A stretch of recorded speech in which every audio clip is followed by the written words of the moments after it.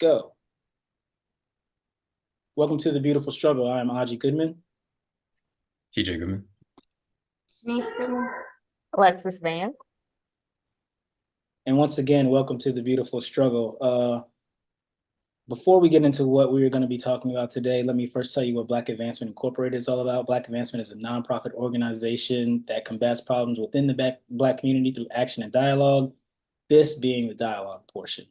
And partially the action portion, actually, when you really think about it. But anyway, the point of The Beautiful Struggle is to talk about the different gaps that have been, I guess, seen throughout American history towards Black Americans and seeing how to combat them through research and dialogue. So for this first one, this is the justice gap. Why does it persist? The second and final act of this discussion. I'll be the first one to go as far as being a panelist. Some of the things that I came across was the reason why the justice gap continues to persist is mostly because of what's the best way of saying it? The best way of saying it is more so like the perception of guilt and dangerousness from law enforcement itself. That was kind of what my research geared me towards. There's a bunch of different stats that I'll throw at you that are going to support the idea of this, but I thought that it was important to start off with that because that's the way that you should think about how all of these, I suppose, patterns and things kind of start. At least that's the way it seemed to go for me. One of the things from University of Michigan and from Rutgers was that Black people are 2.5 more likely to be killed by police. They probably had a stat in there about whether you're armed or unarmed, but I mean, the fact that you're killed by the police regardless says a lot. They from the equal justice stats, they said it's 6 times more likely to be incarcerated.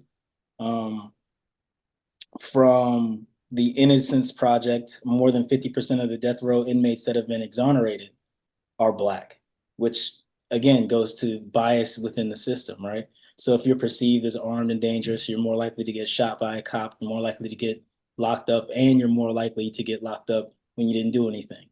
And not only that, but you usually are in there far longer than other people when they are also incarcerated innocently. I think they say like 35% longer. Don't quote me on that one. I didn't fully write that one down, but they said they're 7 times more likely to be wrongly convicted of murder, particularly. Police misconduct happens in more than 50% of these cases is another part. So it all goes back to the idea of the perception of guilt and being a dangerous person. It also goes to the police's mentality from the standpoint of not only do they perceive certain populations more dangerous than others, i.e. Black populations in this case, but also they lack accountability.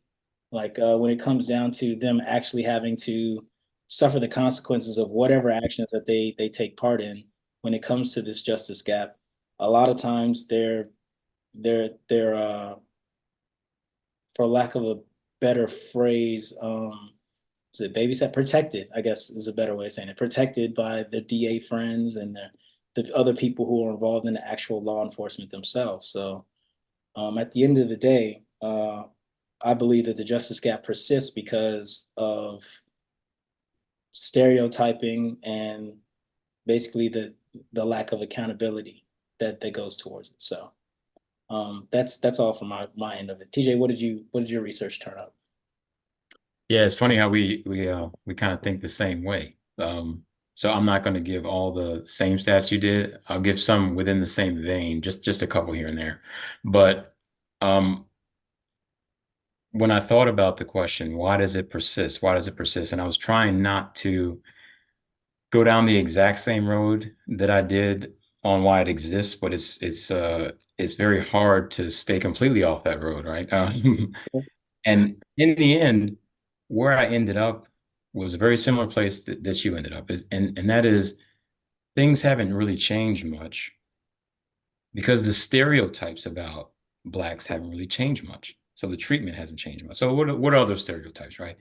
We're intellectually inferior. We have criminal tendencies, we're lazy, over dependence on government assistance. Those kinds of things have always been how we've been perceived. So we've been treated that way, regardless of what we have done to try to combat that.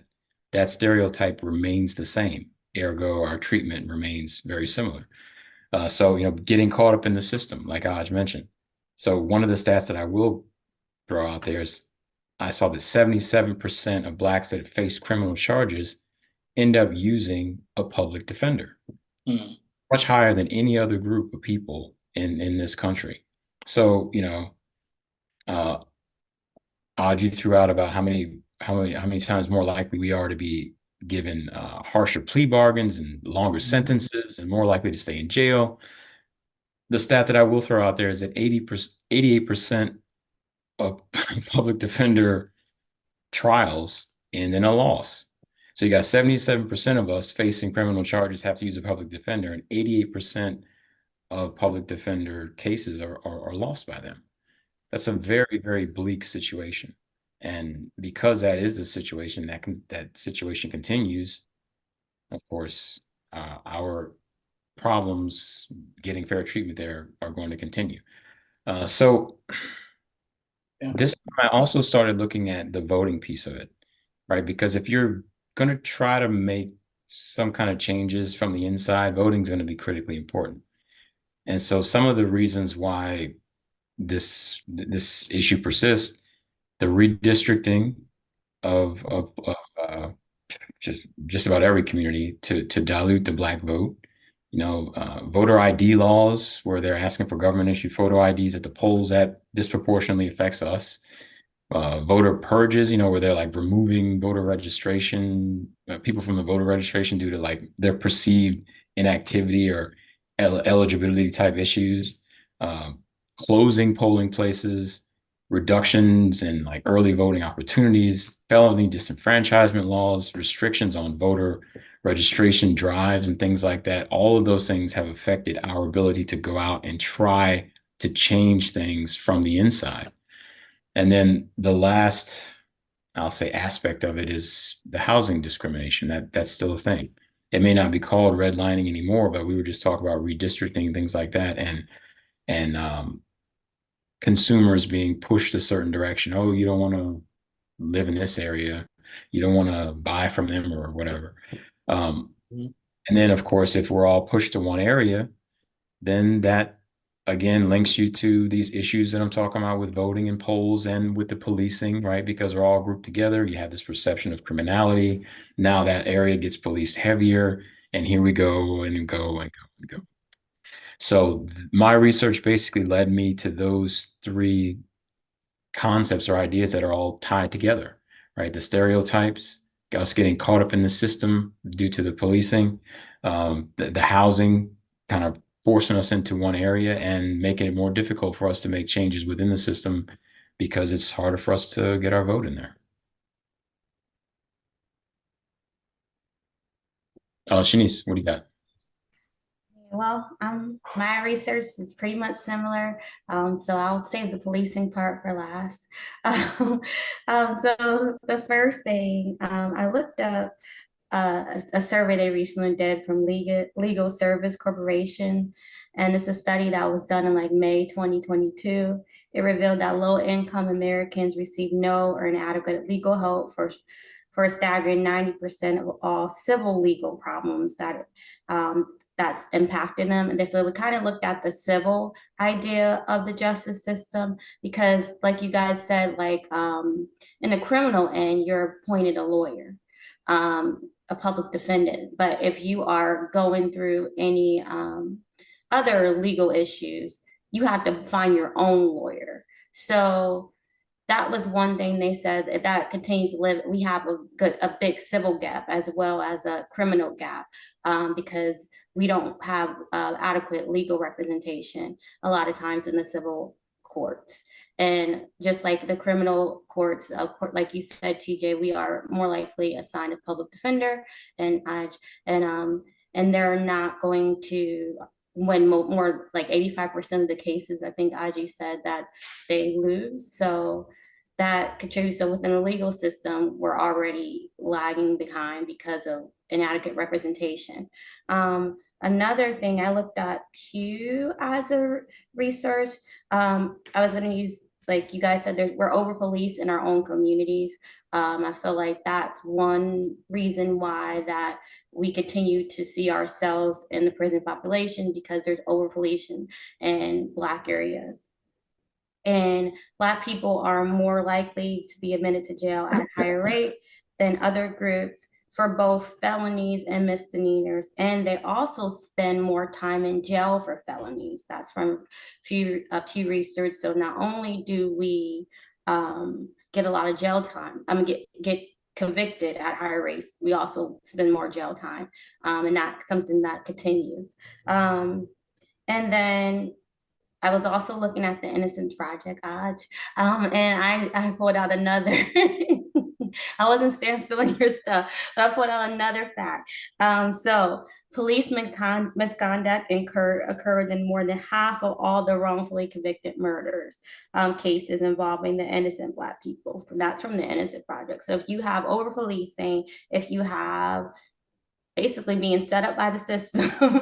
And then we don't have adequate legal representation, whether it is because we can't afford it or it's because we are assigned the public defender. I believe that that's why we have our gap. And there's one other thing that I added, it wasn't really in my research, but it's just something that I know happens a lot when people do actually get out of jail and try to reestablish their life.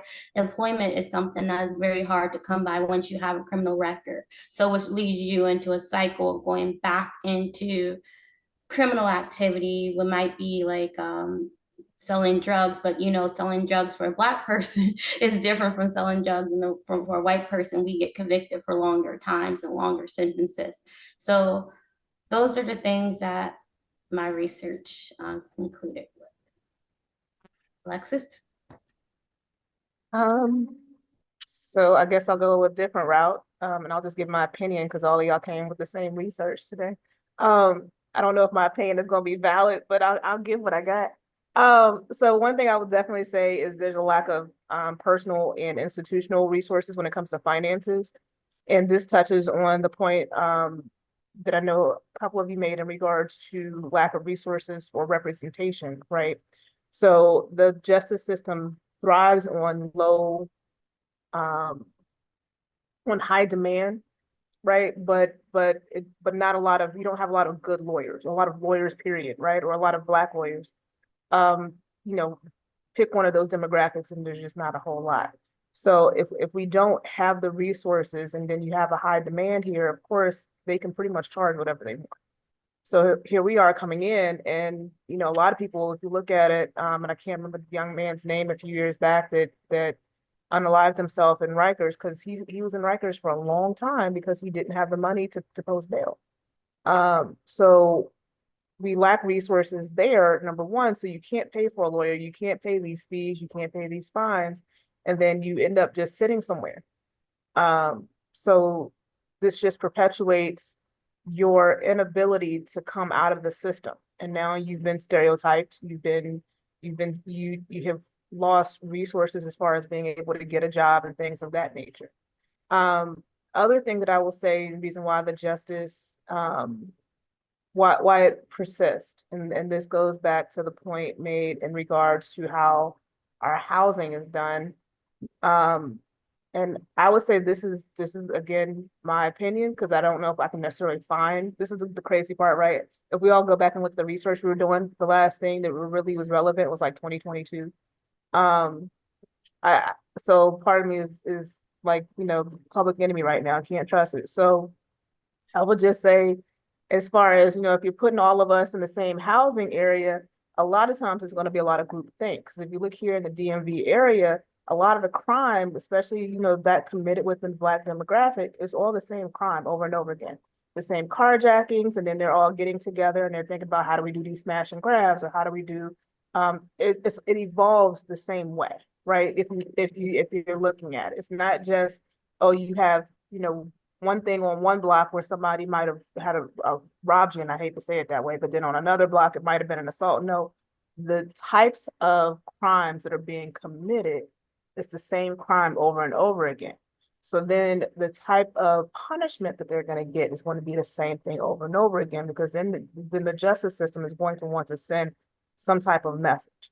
So now we have kids that are 12, 13, 14 years old that are now going to adult jail for 8, 9, 10 years because you want to punish them all the same way. Well, now they've lost a good portion of their formative years of adulthood because they have not been given a chance to thrive or a chance to be reacclimated into society. And even if they are reacclimated into society, this goes back to TJ's point, that where are they going? Because you're going right back into the same community with the same group of people that you just came out of. It's not like, we've been redistrict to help us. You're redistrict to put everybody in the same area, right? So these are some of the big issues we have when it comes to why does this gap persist? But the last thing I would definitely say about this is because, and I think, we kind of said it before, but at the end of the day, Black people are a commodity. Whether it was, back in the 1800s, we became a commodity so that we could help with, labor issues that people didn't, white people didn't want to do, or it was a matter of we were a commodity because of slavery. It was a form of injustice or a form of locking someone up or whatever the case may be. But now, if you're looking at private institutions and how, you have a lot of private jails that are getting money from the state or the federal government, the only way that you're going to get the money from the state or the federal government is based on your head count and your ability to keep people in the jail system. So how are you going to do that? You're going to lock people up with these ticky-tack laws or these ticky-tack whatever, whether it's jaywalking or spitting on the street, or you had a vial of weed where the other person had maybe an opioid, and you don't, a white drug versus a Black drug, and not to make it black and white, but let's be real, the epidemic in the 80s versus, the epidemic that we have now where people have fentanyl and everything else. I guarantee you ain't too many people of color touching fentanyl willingly, because we already know we're going to die as soon as we touch it. But that's just something we just don't do, right? So just in general, if you're looking at it, it's just more so, odd you laughing, but hey, tell me I'm lying. I'm gonna just say the probability. If I was doing statistics, the probability is not as high for us. So, biggest thing I would say, if we're looking at private jails and things of that nature, people of color, and I won't just say Black people, but people of color, those that are less educated, those that are in the demographic of not having the resources, of knowing their rights, knowing the laws, those are the people that you're most likely going to lock up and keep them institutionalized for a longer period of time. Indeed. Now we'll go ahead and break out into the group discussion. And the reason why I laughed is because it reminded me of this Cat Williams joke where he was like, he was like, as soon as you take it, you drop dead immediately. He's like, Black people ain't walking around. You ain't lying. That's the truth. It's funny. It's just funny because it's true. That's what it's so funny. It's such a funny comment. But back to what everyone else was saying. I'm so glad that you guys kind of tied in the idea of the economics and all that stuff, because one of the things that we have found, and you can see the rest of the discussions we've had on YouTube about like the different gaps that we've talked about with the education gap and the health gap and the wealth gap, they all tie together. Like, and the justice gap is no different. Like the part of the justice system is being able to afford a good defense. And if you don't have the money to afford a good defense, then what are you gonna do, right? Like it's been almost like, I think I've heard this stat for at least 30 years where they're like, Black and white people use drugs at the same rate, and yet we're 3 times as likely to get locked up for drugs. And it's just, I think that goes to the over policing part of it, but it goes to everything else in it. You know what I mean? At least from my perspective. Tia, did you have anything to add to that or not? The financial piece of it, I remember addressing in the exist part.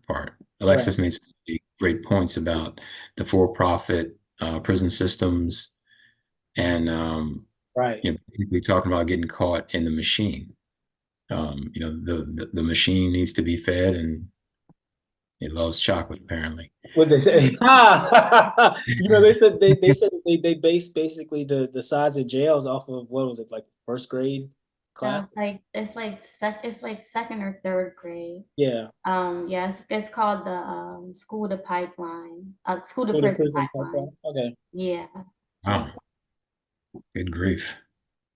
That sounds hopeless.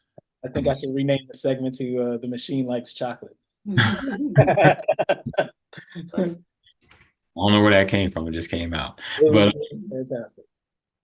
the financial aspect is ever present, and it permeates all those different gaps, just like you said, Anj. I mean, the health gap, you know, same as this, right? If you can't afford good health care, you better be taking some really good preventative measures, because when things do happen, you're going to be in a lot of trouble. Education, same thing, right? And grouping us all together. And then I guess when it comes to the education specifically, what I didn't know until we were covering that topic is how the schools get their money, based on the taxes in that particular region where the school Right. exists, pushing us all down in the same area, then it's a low income area. Then, here we go again with the reason why it persists. So the financial aspect was very, very poignant, I think. Yeah, and I mean that also speaks to kind of like how they do us politically too, where they kind of squish us. So they gerrymander these places to where even if we had a decent amount of representation in terms of population, they would gerrymander it to where we get one representative for all of us, and then they get like right. 7 representatives. I mean, they've done that now, and I think there's at least two congressional seats that probably should not be. Well, it would be questionable whether they were Republican or not, just based off of gerrymandering and it being like illegal.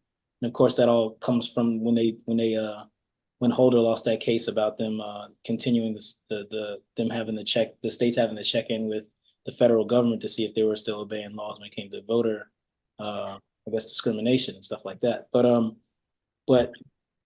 like that the difference in that is like the difference between like the Congress, the Republicans holding the House and not, and it's illegal, and they're still letting it ride because they're like, well, we can just, and it's like, there's people's lives at stake, well, literally in some cases, for that. I mean, like you take a place like Mississippi where they don't have any, like they had it's probably still going on. It's just not in the news as much. But like a year or so ago, you couldn't drink, bathe, look at water down there. Like it's like the whole of Jackson, Mississippi's like water supply was donezo, and it was because of a lot of, I think, local ordinance. It wasn't Jackson itself; it was like the stuff around it. But because Jackson is a mostly black city, so of course they got the brunt of it. Yeah, I mean, like I'm gonna let someone else talk real quick, and then I'm gonna say something else that I wanted to mention. Go ahead. No, I was gonna ask, because like, well, we have heard about it if Deion Sanders wasn't down there. Yeah, well, I would have heard about it. I heard about it in spite of Deion Sanders, but Because we haven't heard about it since, but I say if you don't have certain spotlights on certain areas, mhm. then we no longer hear about the atrocities that happen to our people, Yeah, right? So that's still an injustice. Like, we're talking about a legal system, but not having running water, like Flint still isn't Right. okay. Right. right. You know what I mean? So this is still Mhm. it's an injustice. It's not somebody getting locked up. It's not somebody going to jail, but you're giving lead to kids, and Mhm. then you expect them to thrive, and then we wonder why so it's really easy to say a pipeline from second grade to jail if you got kids that can't form thoughts, so it's Right. Yeah, once you removed a celebrity spotlight, because it was a big deal, because the football players couldn't shower, they had to go stay in a hotel or something of that nature, and then we heard nothing else about it. yeah, yeah. It's I haven't heard. I'm actually curious. I'm gonna have to look that up after this is over. I'm gonna have to look that up.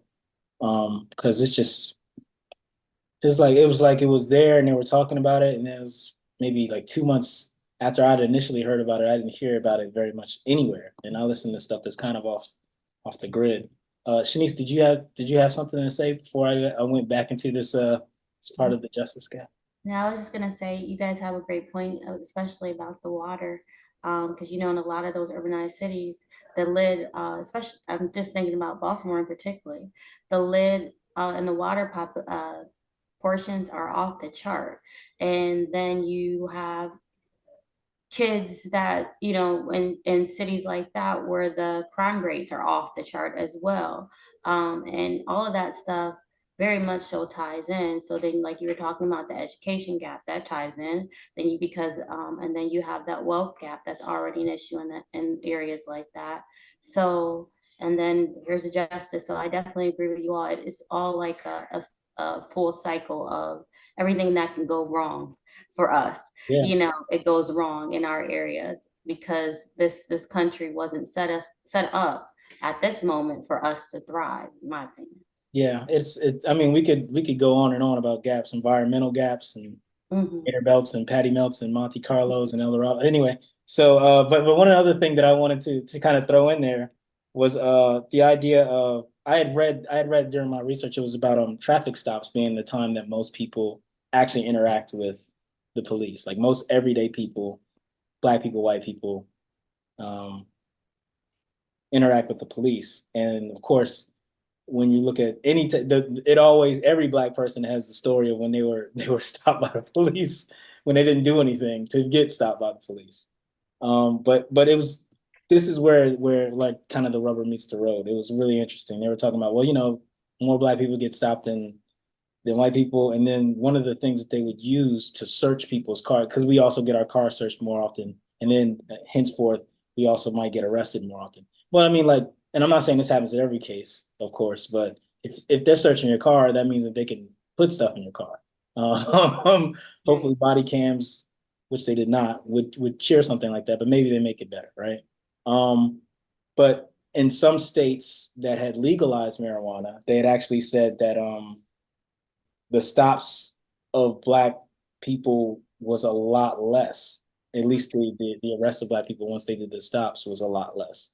And I can honestly say black people in this case because the other part of the story that was very interesting was that when it prior to sunset, it was like the stops was like that. And then once it got dark and you couldn't tell who was in the car, it evened out. So that's a that's a pretty it's a pretty bad indication that you were racially profiling. So yeah. Well, Pretty cool. go ahead. Any last words for the Oh, say? that's pretty clear. Uh, maybe a question to the group because now you guys got me thinking about that water situation. Um, One of the stereotypes that I, kind of thrown out there was about blacks being perceived as being over reliant on government assistance. Do you Mm. think that part of the reason maybe it's not covered is because maybe it falls under that stereotype where they think it's, blacks needing government assistance and, whatever. Hmm.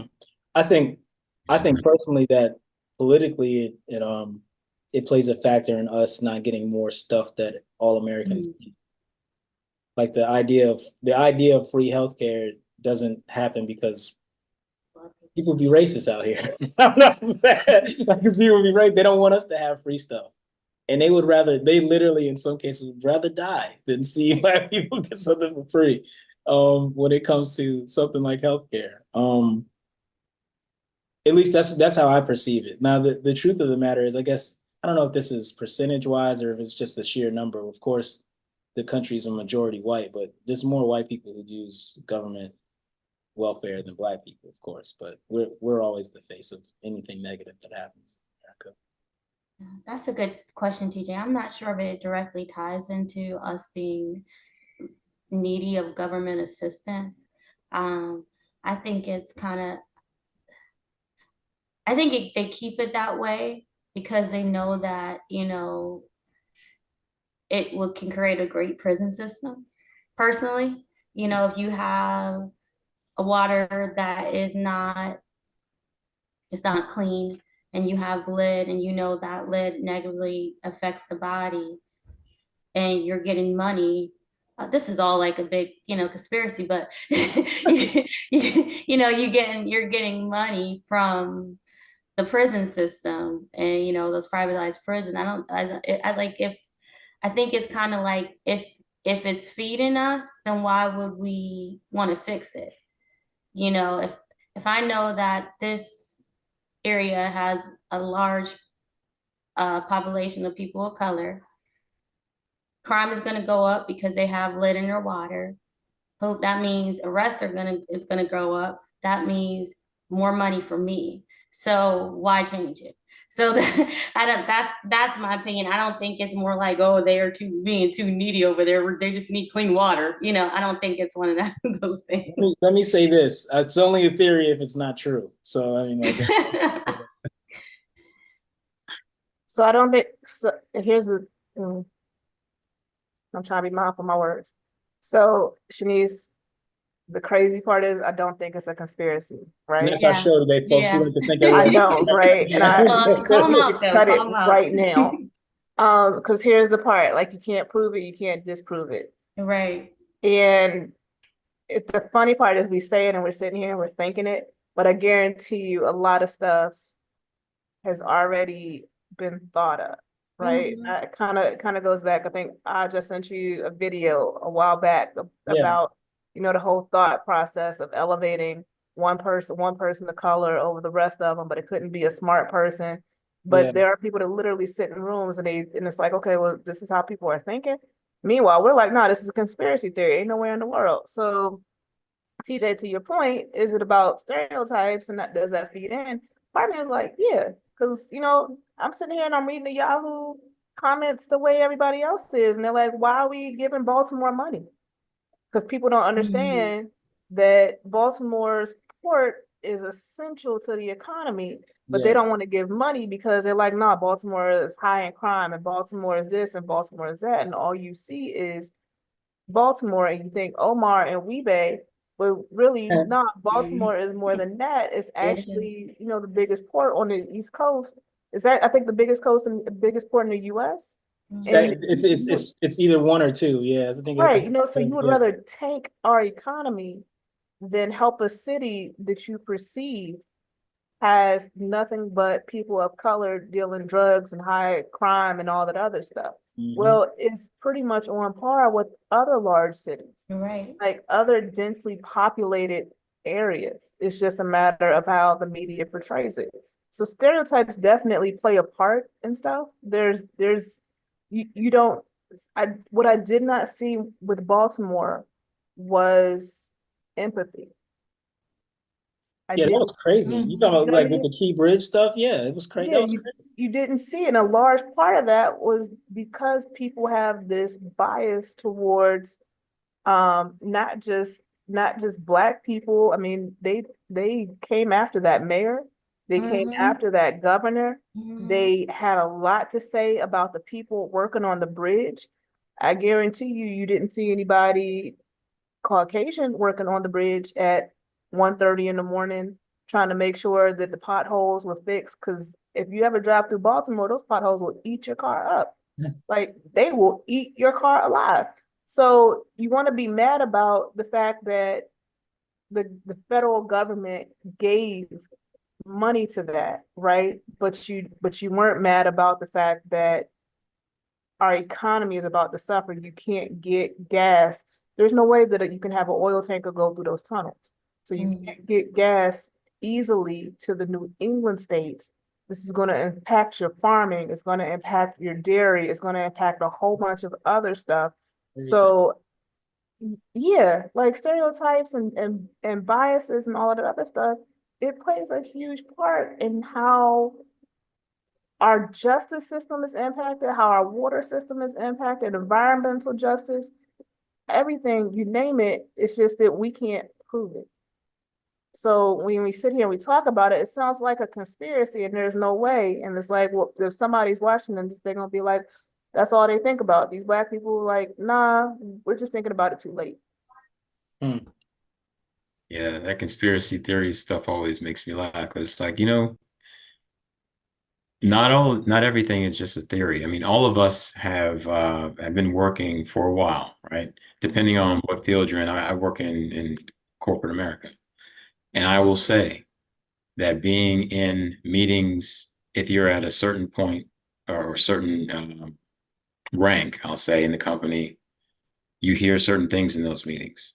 But when you get into higher ranks, you hear other things, right? And as you start to wake up and realize, okay, well, I know more about what's going on in my organization than these people that are in the ranks below me. And then you start thinking, oh man, above me, there must be even more of this kind of thing going on, right? So the plotting, the planning, the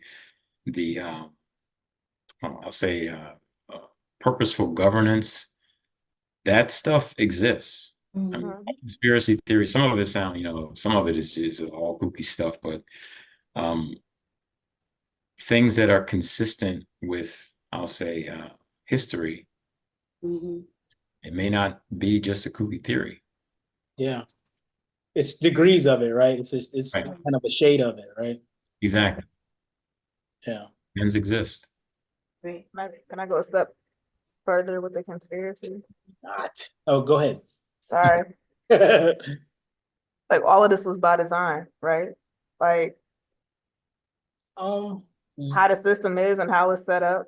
This is that's how certain people wanted it anyway. I think that Black people tend to give too much credit to the white man and their brilliance. Sometimes I think that the people who are a lot of times doing the conspiring to keep things a certain way are the people who are rich, who also simultaneously happen to be white and men. Right. Right? You know what I Yeah. mean? So we can say the man, and that's literally the guy who comes up there. When I say the man, and whatever picture comes up, that's probably the dude who's doing it. But I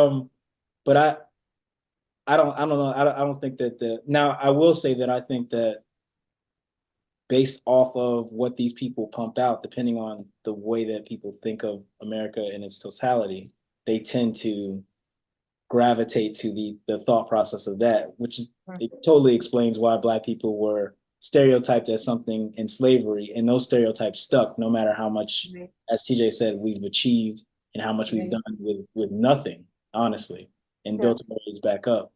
Like that's, I mean, for that to stick still, for them to say you're lazy when we literally worked, what was it, back in we worked for free for 250 years for 18 hours a day.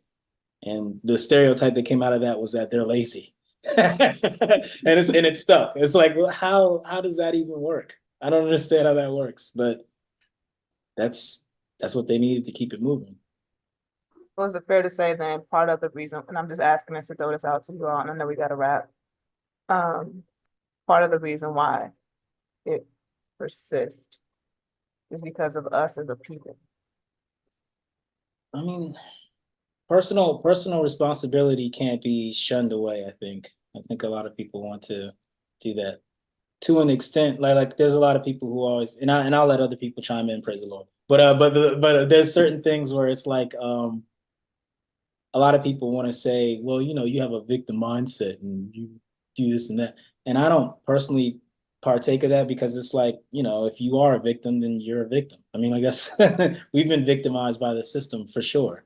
Now, to use the victimization to just lay on the floor and be like, someone help me, is another story. That's another conversation. But to point out the ills that have happened within society throughout time to your people that's not wrong. That should be done, and it should be addressed. um I don't think that they plan on addressing it at this point, because it's seen as a minus for them, which is why they oftentimes, when you look at something and you try to make it not equal, but uh, bring the equity of it into it, they look at it as a loss to themselves somehow. Like we're losing because we're making things as even as possible, and that's the mindset that we have to combat every day. And when you have those people doing that, it's pretty hopeless, in my opinion. Yeah, I do believe in personal accountability. Um, but I mean, and I'll use kids as an example. Um, raising kids is not easy, of course. And as a parent, you try to give them the tools and the lessons and the understanding that they need to become, productive citizens in this world. But there are so many other influences out there. I mean, you're one of, hundreds of different things that are feeding. And the same is true for our community. And those things that are feeding us are all negative stereotypes. So even though I believe in personal accountability, I do. If you're young and somebody that you respect, that's older, that's a teacher or something like that, tells you that you're going to be nothing or that you're stupid or anything like, or, things like that, it can have a very devastating effect on your psyche and the way that you see yourself, the way that you see your community. And it's very difficult to break out of that. You have to be very strong mentally to be able to take stuff like that and just keep marching forward in righteousness and all that. So I don't say that to say that personal accountability is not something that's achievable or that it's not something that we should be doing because we should. I'm just saying that it's going to take more strength in our community to do that than it does in most other ones. Preach. I'll just say I 100% agree. Okay, thank you, Shanice. That's great. So now that we've got Shanice on the record, we'll No, go there's ahead. popcorn popping in the background, and All right, I'm that's not still gonna nothing to do say. with personal accountability. I mean, okay, so the last part of the show, as most people know, is to just go into a solution session. Just if you don't have any solutions, that's fine. But if you can think of something that you think might help the issue of the justice gap and why it keeps persisting, then by all means volunteer. I suppose that I can start. I'm probably just going to steal an idea that I heard from TJ, which is the idea of, well, you know what? I'll spin it another way. I think that we should try to create some kind of justice fund of some sort. So that way, anybody who's convicted, whether they did it or not, is beside the point, right? Everyone should get good legal representation. And with the passing of OJ recently, we see what good representation can do for somebody. I'm not saying that to say he's guilty. I'm just saying that he had good representation. All right. And his representation is the type of representation that all defendants should have, as far as people being able to put up a competent defense of their actions or what they've done. And unless a person is guilty and says that they're guilty themselves and means it without being browbeaten or harassed or something, I think that everybody should have a defense of some sort. So maybe perhaps coming up with a community defense fund of some sort. So that way, anytime any of us are accosted by the police officers, whether we are guilty or not, President, that we have that fund there for people. We'll go in the order that we've always gone in. TJ, what do you think as far as solutions? Yeah, I'm gonna do my broken record thing again, man. About us trying to have our community be known as those people that grow up to be lawyers. Right? There are groups of people in this country that are stereotypically looked at, and they'd say, "Oh, they must be a doctor, or they must be an engineer," right? Um, it would be nice, in my opinion, for us to be looked upon that way because people don't really mess with you if they think that you got, strong legal people behind you, right? So that as a, I guess, a tie into an overall solution of us having more education and more awareness. And I'll give a plug to Black Advancement here with the local political awareness, right? I mentioned the voting issues as part of the reason why I believe this thing persists, and us having a greater understanding of what our local politicians' jobs are and how they affect the communities that we live in. If we can get out there, if we can get that understanding, I think that would, kind of force us to enforce, literally go out there to vote to make sure that people are in office that are going to do something about bad, or I won't say hopeless, but a less than ideal situations that a lot of us live in. So, you know, the educational aspect of it, the actual action portion of it, us actually going out and either helping our people get registered to vote, or and going out and voting ourselves, and then of course, you know, kind of pushing our communities towards producing lawyers, right? Because the thing is, if you are going down that road, at the very least, you'll at least understand what your rights are, right? Most of us don't. Even if you don't make it to, I mean, becoming a lawyer is difficult. Not all of us are going to make it. But even if you don't make it, you will at least have a much greater understanding of what your rights are. And consequently, you'll probably be able to talk your way out of more situations than most. Shanice. Great ideas, guys. I'm gonna go with one that I said last time. I'll actually go with two. I want to take something that Aji says all the time because he doesn't like police stopping people. So I think because he doesn't think traffic police should be there. So if we do the base, if we're talking about over policing, Black people are more likely to get stopped by the police and end up with felonies based off whatever than if we have you know, the traffic cameras and they actually record and they send a message, unless it's something totally crazy like drunk driving or something like that. We don't have to worry about those traffic stops, so the police can make a quota. Another thing that I brought up last time was said something, the idea of blind justice, literally. Kind of like witness protection, like where you don't see the defendant, all you do is hear the story.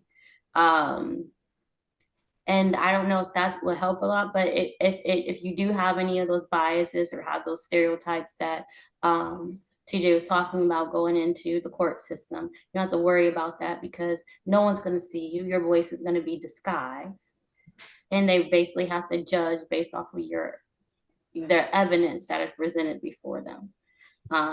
So blind justice, and get rid of the traffic cops. I think that could be something that could be beneficial to our community. Salute to you, my friend. Alexis, go ahead. So first and foremost, let me say I agree with all of you. Great points. Only thing I probably would add, and I think this kind of goes hand in hand with what TJ was saying, was making sure that we know our rights. So, and I don't just mean like, people read the laws and things of that, because let's be real, I don't think anybody's going to sit there and go through all of that. But we do have to make it relatable. You do have to make it palatable. When something comes up for a vote, typically what we see is a bunch of politicians saying vote Prop 4 or 7, or I don't know what the heck that is. Like, what exactly is that? Make it something that people can actually, relate to and understand. So kind of like I think the news at the beginning of each calendar year, they let you know what laws are getting ready to go into effect. I don't think I understood or really knew what was happening with DEI until it hit the Supreme Court. And now everyone is losing jobs and they're going after venture capital funds that are run by Black women. So people don't understand until it's actually something that impacts them.